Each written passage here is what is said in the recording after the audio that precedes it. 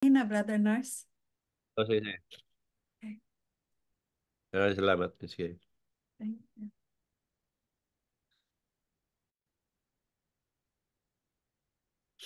Mga Narciso katulad. Claro, August 19, 2024. Mensahe ng Diyos. Habang nakahiga ako, may isang babae na balangkingitan. Ang buhok ay hanggang balikat. May kagandahan at tama lang ang tindig niya. Lumapit sa akin. Tila gusto niya akong saktan, pero hanggang tukod na lang ang dalawa niyang kamay sa sahig. Laking gulat ko kung anong nangyari sa babae. Sa gulat ko dahil sa bilis na pangyayari, hindi ako nakakipo.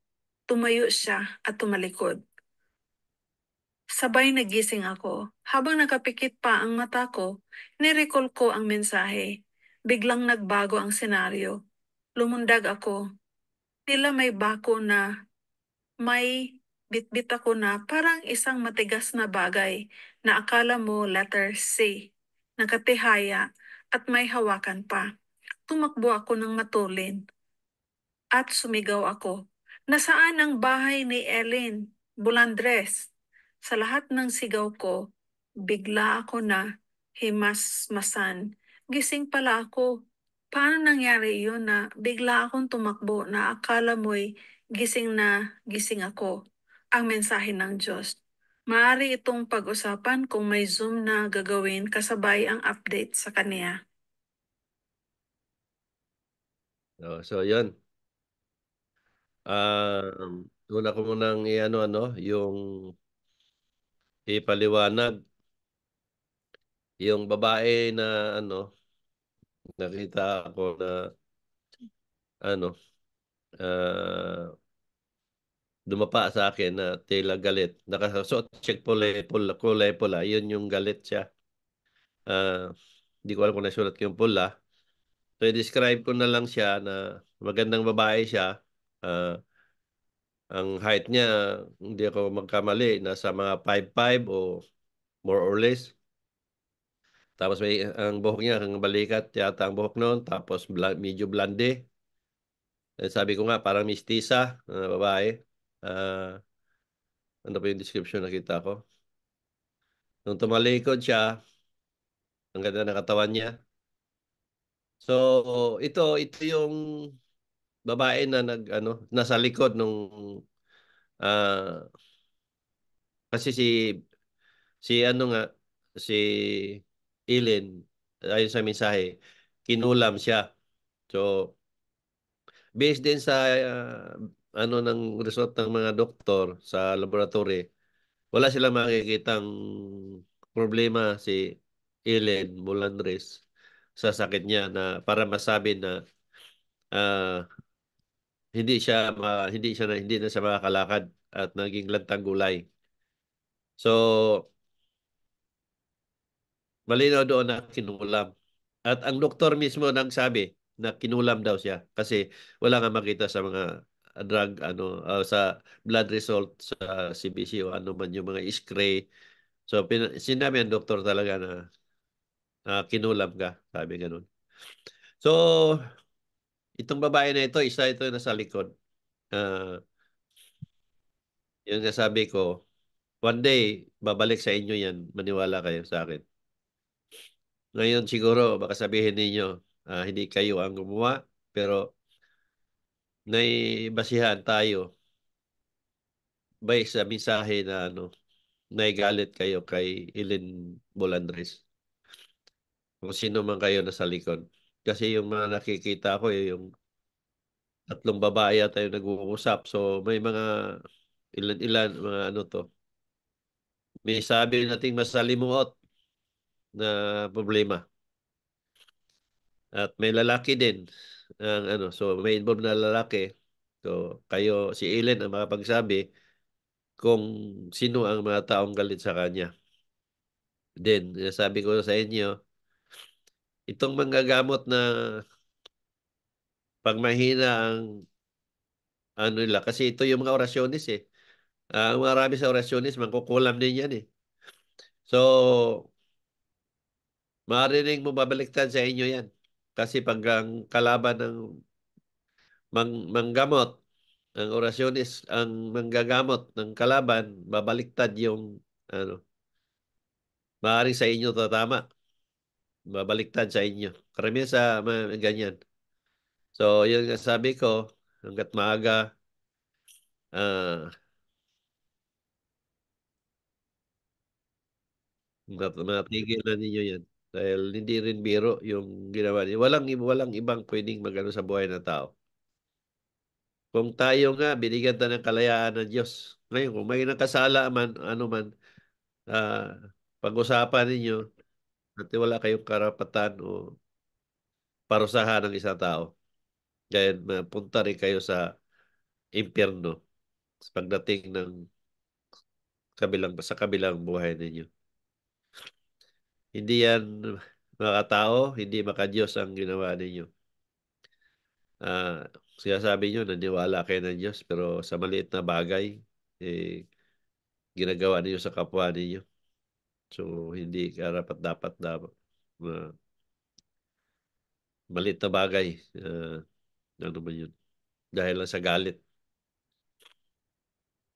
Wala akong duda na kinulam talaga si Ellen Molandres. So, tingnan natin ngayon kung ano na bago based din sa sinabi ko noon na, na tanong ako sa Diyos na kung gagamutin ko ba si Ellen kung wala siyang mensahe, wala din akong gagawin. Kasi si Ellen nga dati, yun yung ginamot ko sa COVID kasama yung anak niya. Kung mensahe ang Diyos na gamutin, so ay ginamot ko nang nakakaraan. So yung totoo yun, yung gising ako noon, nagre-retrieve ako ng mensahe, ah, o sana lang na parang lumundag ako sa bakod. Ibig sabihin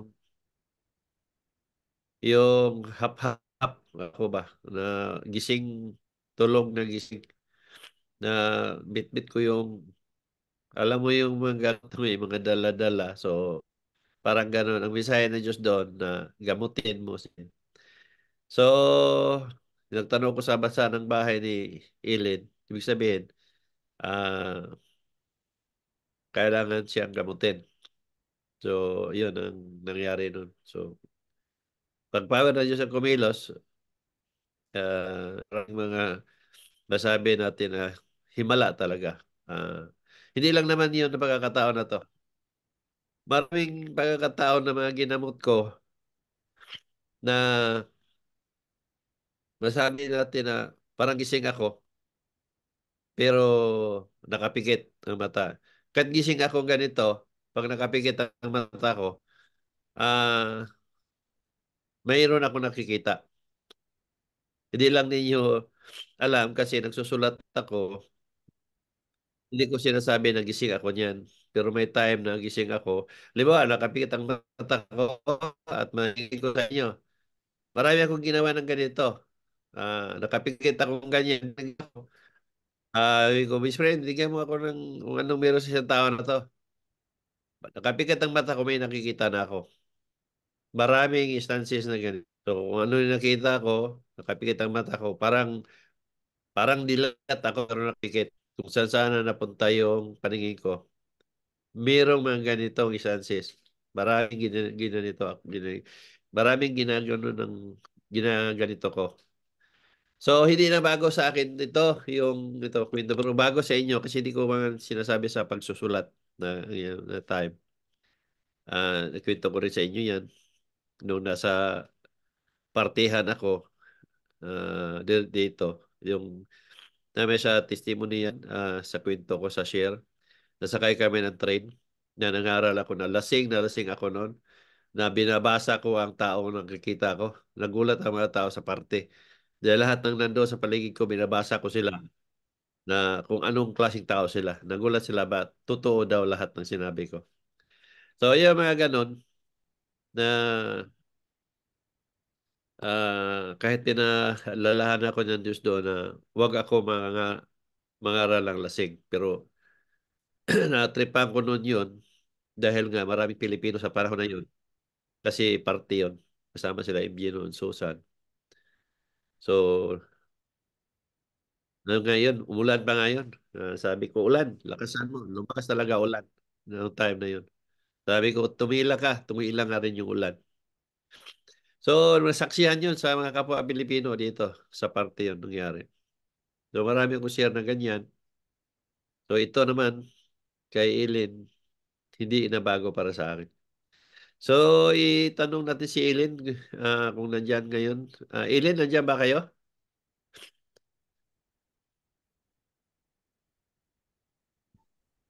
Yes po, Sir Nar. Yes, Nandito po ako, Sir Nar. Magandang umaga po. Ah, yan, ano natin si Eileen. So, may tanong natin, Eileen, mula nung kailan ko kayo ginamot? Last Sunday ba yon? Opo, Sir Nar. Nung linggo po. Oo. May tanong ko sa iyo, ano ang bago? Sabi ko nga, sa loob ng 3 araw, mula ng pagkarinig nyo sa boses ko, maaring may magbago sa mga problema ninyo, sakit ninyo, o naramdaman ninyo. Kung meron, magpasalamat tayo. Kung ano man ito, tingnan natin kung anong meron. Ano nang balita mula nun? Sir Nar, nung linggo na pagkatapos niyo pong anong ginamot niyo po ako ng linggo, mga alas 9 po ng gabi, pumunta po ako doon sa ospital kasi ayaw lumabas yung ihi ko. Oh, Tapos, pinalitan po ng bago. Pagkatapos po bago, kateter yun, napatapos yung kateter. po yung bagong kateter. Oh, Lumabas po yung madaming ihi. Tapos pagkatapos po ng ihi, madaming nana tsaka dugo. oh. Ano pa? Yun lang po. Tapos yun, nagtaka yung doktor na bakit daw yun yung lumabas eh. Wala daw problema sa katawan ko. Oo. So ngayon, mula noon, sa araw na yon, kinabukasan hanggang ngayon, ano ang napansin mo? Ano po, Sir Nars, yung mga paa ko, manhid na po siya. Dito la dati na parang patay na po. Ibig sabihin Tapos, nakakaramdam na. yes po, Sir Nars. Tapos yung tagiliran ko po, hindi na siya masyadong masakit tulad dati. Yung parang tinusok-tusok. Oh. Parang tinutusok. Opo, Sir Nars, dati yung di ako makatulog, balisa ako lagi. Tapos Oo. ngayon po, yun po, Sir Nars, hindi na po. Oo. Kasi yun yung kulam eh. Kinukulam ka nga, tinutusok nila. So, yun yung ano na yan, sign ng nagtaka, hindi ka ba nagtaka na hindi ka makalakad? Wala, para kang lantang gulay, samantalang ang naramdaman mo lang tagiliran.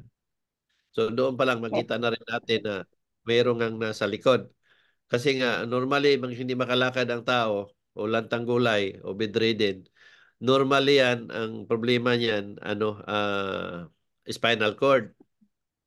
Yes po. Yung isa yan. Pero nung tinanong kita, wala namang problema sa spinal cord mo kasi tagiliran ng ano mo, yung sakit eh. Yes po. Ha? Wala po nakita sa x-ray. O kaya nga.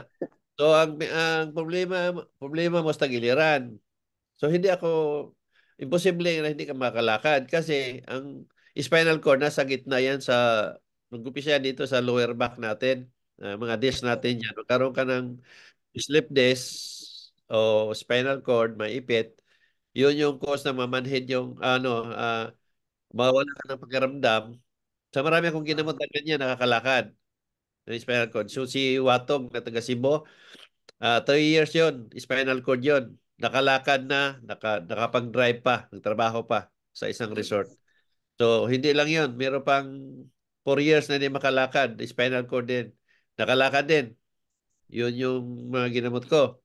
Kasi may exercise akong pinapagawa niyan. So, once na hindi ka makalakad, yun ang number one na tinitingnan ko kung saan. So, isa iyo, nung tinanong ko, wala namang problema sa spinal cord mo kasi sa disc mo kasi ang sakit mo sa giliran. So, yun nga. Kaya nga, nahingi ako ng mensahe noon kung ano talaga ang problema mo. So, yung sabi mo nga na may tinusok-tusok, based din sa ng doktor, wala ka namang problema, internal organ o ano man sa part ng organ mo o sa mga lumalabas sa x-ray, walang problema makikita. Pero meron kang sakit. So, diyan, isa-isa yung basihan natin nga talagang kinulam ka. Ngayon, meron ka rin mga kagalit sa nangyayari sa buhay mo at sa nagagawa mo sa kapwa. Meron kang mga taong kagalit. So kung ano man yung description ko sa bahay na yon, pinapakita ng Diyos yun na isa yon sa likod na ah, nangyari sa'yo. Ngayon, ah, yung description na yun, 100% ako no na isa na sa likod. Hindi man niya pinangalanan, pero ikaw na ang timbang-timbang. Pero yung nga sabi ko, itong kulam kasi, ah, mahirap mong patunayan na wala magsabing pinakulam ko yan o totoo nang ako nagpakulam yan. Wala. Totoo ang kulam. Total ang kulam lang pagmala ang Diyos sa iyo. Ako, ilang beses na ako kinulam sa Bisaya, ayon sa Bisaya ng Diyos na maraming taong na kinukulam, pinakaulam ako. Yung mga kalaban ko, siyempre, mga pare, pastor, o sino-sino pa mga nasagasaan ko. Pero yun nga sabi nga ng Diyos na hindi naman na tatalab dahil nga nandyan ang Diyos sa ah, kasama ko. So katunayan, pangalawa ka sa ginamot kong kinulam. Mayroon akong ginamot na kinulam sa kami gino ng laban sa akin taga ang nagkulam no taga Kinugitan ba 'yon ang nagkulam? Hmm. Tapos ngayon nung ginamot ko yung tao, tagal na yun, noong 2013 pa yata yun o wala, hindi 2014, mga 11 pa siguro, 12, 11. Kasi wala pa akong Facebook noon eh. Cellphone pa lang gamit ko. So, may mensahe na pumasok noon na ng laban sa akin yung makukulam. So, pinakita naman ng Diyos na mayroong power na sa kamay ko. Kaya ang kulam di tumatama. So, yun yung sinasabi ng Diyos diyan na pari mo mabaliktad ang ano. Ngayon, pag nalaman, kung sino yung na ano ko na siya ang isa sa likod at magkaroon ng sakit, tapos di kayo pumunta sa doktor, pumunta kayo sa doktor, di kayo gagaling, wag kayo lumapit sa akin. Dahil hindi na ako gagamot sa inyo, hindi ako magamot. Punta kayo sa doktor, ubusin niyo lahat ng pera, kayamanan niyo, pera ninyo, lahat ng ospital puntahan ninyo. Huwag kayong lumapit sa akin kasi hindi at hindi ko kayo gagamutin. Maniwala kayo. So hanggat maaga pa, ah, huwag niyo ang pangarapin na mangyari sa inyo ang ginawa ninyo sa kapwa ninyo. So, Ellen, ano ang, ba may ipakita mo yung paa mo? Ano po? Meron bang ano dyan, mag-assist sa'yo? Yan po, sir, nurse. Oo. Dati yan, ano pa nabago niyan sa palagay mo? Sa ikaw ang nagdala sa sarili mo. Sa bago pa kita ginamot, nung bago pa kita ginamot, ano ang hindi nagagawa at nagagawa ng paa mo? Unahin mo muna yung hindi nagagawa. Yung dati po, sir, nurse, di ko mabuhat-buhat tapos di ako makafeel ng sakit. Ngayon, nakakaramdam ka ng sakit. Opo, sir, nurse. Oh. Mabuhat mo na siya ngayon? Try ko daw. Hindi pa masyado, sir, nurse. Oh, pero nabubuhat mo na. Yes po, sir, nurse. Dati, Ay, wala. ituwid mo nga, ituwid mo. Tuwid, bidil man ako natuwid. Dili pa, sir, nurse. Gahe ko Hindi man, pa. pero sabi Pero, katulad dati ng patay. okay, Oo. katulad natin. Mga ilang porsyento na may nabago dyan sa paa mo? Mga siguro, mga 5%. 5%. O, sige lang. Ang malaga dyan, nakakaramdam na. Opo, sir, nurse. Oo. May binanggit ka ng matigas noon. Kaya nung pinapadiretso ko sa iyo noon, bimilipit ka sa, hindi mo may ano yung tuwid yung pagtayo ng paa mo. Yung parang hirap ka. Dating matigas yan. Hindi ko po mabuhat-buhat, sir, nurse. Hindi mo bubutbuhat. Pero yung tigas ba ng mga paa mo? Yung parang bato po, sir, nurse. Parang bato. Pag Ngayon, ano na ngayon ang meron ngayon? ngayon, na po, malambot na po siya. Tulad dati na Uh, parang mga bato. purihin ng Diyos. Yun yung sinasabi ko sa inyo na magbago mula ng pangatlong araw. So hanggang ngayon, mga isang linggo pa lang, di ba? Yes po. Oo. So ang naramdaman mo ngayon, iba na. Dati, ang naramdaman mo parang tinakluban ka ng mundo. Ngayon, masaya na ang pakiramdam mo. Tama ba? Yes po, Sir Nars, kasi ano yung kampante na po ako kasi andyan po kayo, tsaka si Jesus Christ po. Nanwala Oo. dito.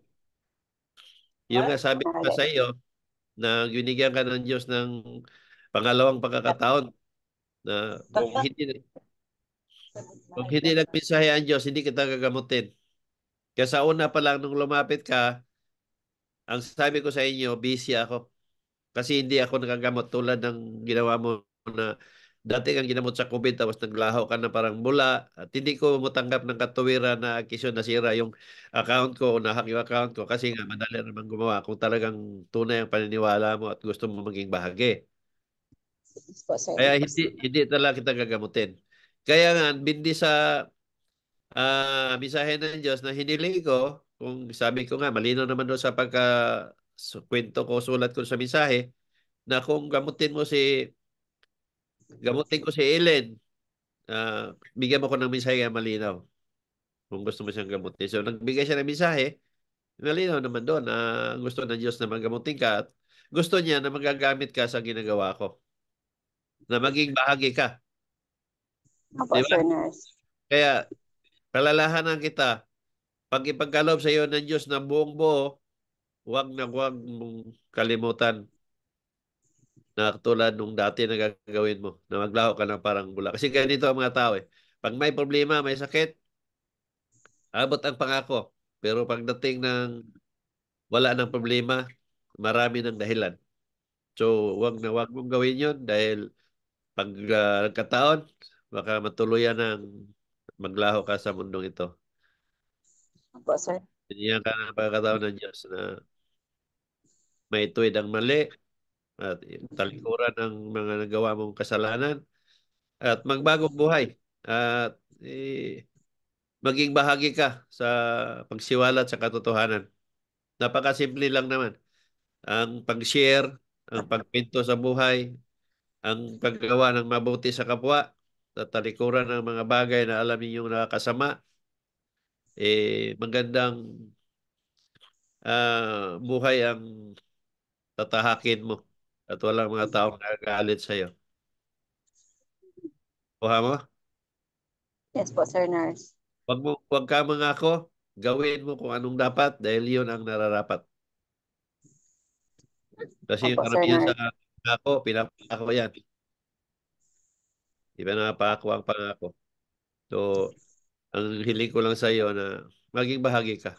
Ah, hindi na biro yung naranasan mo, ano? At hindi na rin biro ang himala na ginawa ninyo sa loob ng isang linggo na yung tagiliran mo nga tusok-tusok.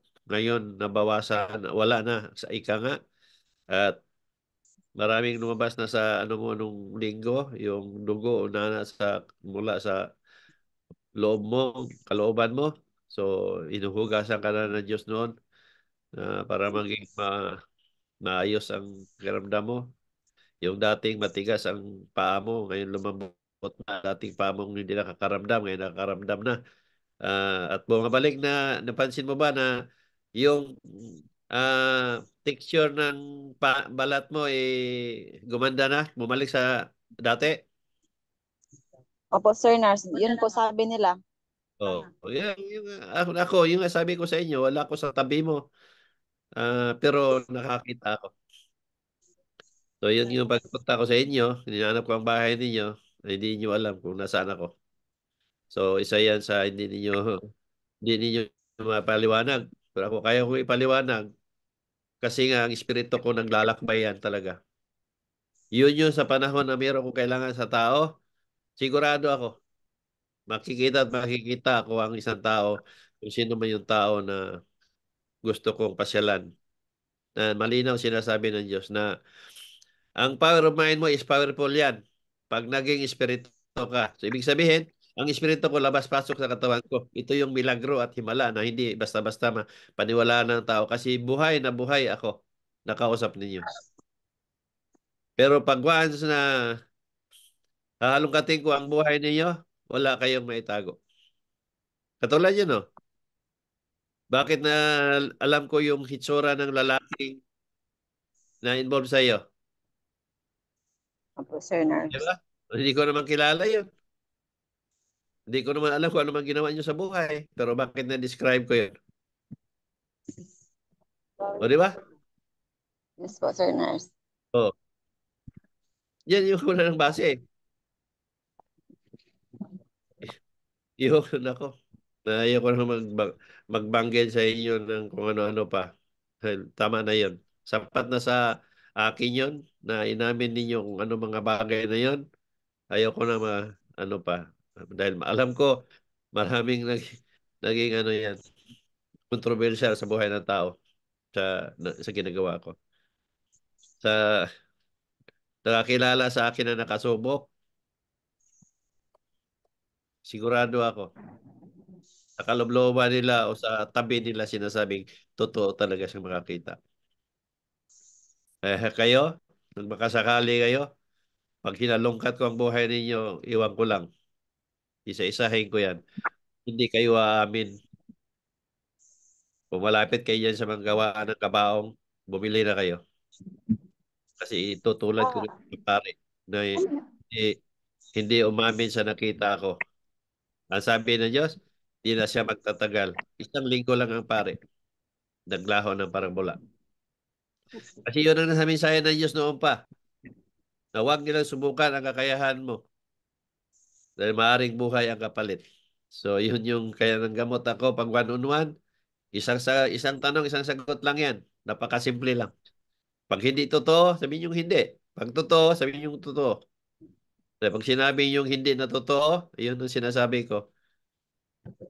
Umorder na kayo ng kabao. Bukas makalawa, magagamit nyo yun. Gano'n lang kadali ako manggamot. Yun yung one-on-one na sinasabi ko. Kaya, ito yung hindi basta-basta mapaniwalaan ninyo. Nandito yan sa power ko na binagkaloob ng Diyos na sinasabi niya na bibigyan kita ng power of mind. Manggamot ka at mangaral.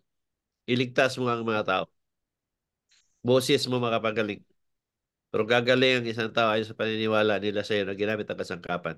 Ikaw ang nanggagamot, pero ako ang nagpapagaling. Sa gagawin mong ito, wala kang sisingilin sa mga tao kahit 5. Absolutely free. Pag ginamot ko kayo sa COVID, nagbayad ba kayo? Wala, di ba? Yes po, sir nurse. Oo. Ngayon, ginamot ko kayo, wala din ako inihiling sa inyo. 3 lang kailangan ko sa inyo. Pagbabago, pagsisisi, lubos na paniniwala. So pagbabago, marami yan babaguhin. Hindi lang yung ginawa mong mga kung ano man yan na maging dahilan sa problema mo. Hindi lang yung pagkatao mo. Pati ang pinaniwalaan yung relihiyon na sinasabi nyo na ang relihiyon makapagligtas. Kasama lahat yan, yung pagbabago na yan. So, sana buksan mo ang puso't isipan mo dahil hindi na yan biro ang naranasan mo, Ellen. Kikita ninyo kung ano na ang naranasan mo at naramdaman mo. Sa loob lang ng ilang taon mong tiis yan, sakit mo. Months po, sir nurse, nung April pa po nag-start. April, April. yung hindi ka Opo. makalakad. Ano po yun? Masakit lang. Masakit pa po. Tapos nung June, July, hindi na po. Yun yung ano, yun na yung buti at nagapang ka. Kung hindi, nawan ko. Gagawin ka lahat ng gulay. So, at least, may nabago na. Yun ang pinakamahalaga. Yun yung sinabi ko sa iyo. Na sa loob ng 3 araw mula na pagkarinig mo ng boses ko, pag may nagbago, pasalamat tayo sa Diyos. So, pasalamat ako sa Diyos dahil sa kwento mo na ikaw na may nagdala sa katawan mo, marami nang nabago. Sa sakit pa nga lang na ginahawa na yan. Na wala ka nang naramdaman tulad ng dati.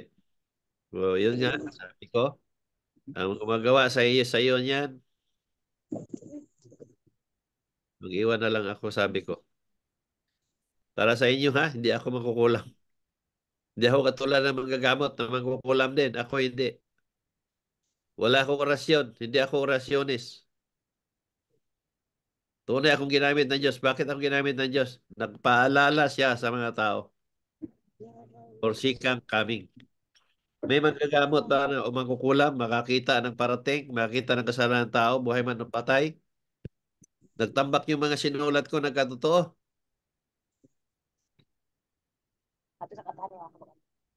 Kung isipin ninyo yan, marami akong sinulat na nagkatotoo. Makakita ako ng anong meron sa tao, makakita ako ng katakot-takot na mga sinulat ko na hindi nyo na ma-explain kung paano ko nalaman yan. Pero nasa paniniwala ninyo, sinasabi nyo, Diyos lang nakakaalam. Ngayon, nalaman ko, sabihin ninyo, demonyo ang gumamit yan. Walang, walang demonyong espiritu. Marami ng paliwanag yan. So, Ellen, alam mo na kung anong gagawin mo. Anong dapat. Keep going lang kung ano yung may pinagawa ko sa'yo. Ah, tingnan ko sa loob ng 30 days. Hangad ko na magtuloy-tuloy yan at mabuo ang lubos mong paniniwala kasi yan nakasalalay ang kagalingan mo. Huwag mo nang Opo, sir. palampasin. Huwag mong sayangin ang panahon na to. Malaking Opo, sir. ano tayo yan. ah, himala. Mangyari, ba't pabalik yung dati mong makalakad ka, hindi na yan mabayaran ng milyon. Walang perang katumbas yan pag nakalakad ka ulit. So ngayon, mabuhat-buhat mo ng paa mo, kunti, o hindi pa. Sir Nurse. Ganun Ha? pa din po. Ganun pa din po. Oh, pero may galaw-galaw mo na, no? Yes po, Sir Nurse. Yung sa join mo ba dito sa sa bugan, wala namang sakit. Wala na po dito. Wala na yan dyan. O kasi dyan ang tinutusok nila eh. So, kumain ka ng sapat. Wag mong isipin na naging ganyan ka kasi kailangan mo ng lakas para bumalik yung muscle mo na at mga nerves mo na natutulog. Uh, yun nga, once nga hindi ka nakakaramdam, ibig sabihin, yung mga oxygen mo o dugo hindi na madaloy ng normal. Kaya hindi ka nakakaramdam. Ngayon, yung hindi mo nagagawa dati, nagagawa mo na ngayon, ibig sabihin, yung power ng Diyos kumikilos yan. Siya na ang nakakaalam. Basta ako, nagagamot lang. Power ng Diyos yung kumikilos. Ah, pag nagsasalita ako, tumatayo yung balahibo mo, ano? Yes po, Sir Nurse. Oo. Yun ang ko eh. Power ng Diyos yan. Ah, hindi yan basta may paliwanag ng kanino man. Basta once na bawat bigkas ng bibig ko, tumatayo yung naramdaman mo, tumatayo ang balahibo mo mula pa hanggang ulo. Yes po, Sir Nurse. Oo. Salamat ako sa inyo. Salamat, best friend, ha, sa ginawa mo para sa kay Ilin at hangad ko na mabuong lubos ang paniniwala niya. Kasi alam ko yun naman talaga ang hiling mo sa bawat na ginagamot ko na gagaling sila ayos paniniwala nila. Sa akin, ginagamit mo akong kasangkapan at paniwala sa iyo na tunay na Diyos na si Jesus Christ. So, panalangin ko na uh, ipagkaloob mo kay Ilin ang lubos na paggaling at kasabay ng tatlong bagay na hinihiling mo sa kanya. Pagbabago, pagsisisi at lubos sa paniwala. So God bless Ellen at hangad ko na tuloy-tuloy yan. Salamat po, Sir Nurse, tsaka kay Papa Jesus po. Sige.